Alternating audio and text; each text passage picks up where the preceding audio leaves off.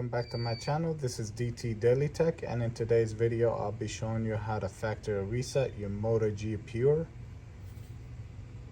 This is for Boost Mobile. So make sure the phone is powered off first. Locate the power button, the volume down. Press and hold both keys. Once the phone turns on, remove your finger off of the power button, actually both buttons. Scroll down to recovery mode. Press the power button to select. It will take us to a secondary screen. Once you see this Android, press and hold the power and then volume up. Once you see these options, scroll down to wipe data factory reset. Press the power button to select it. Factory data reset.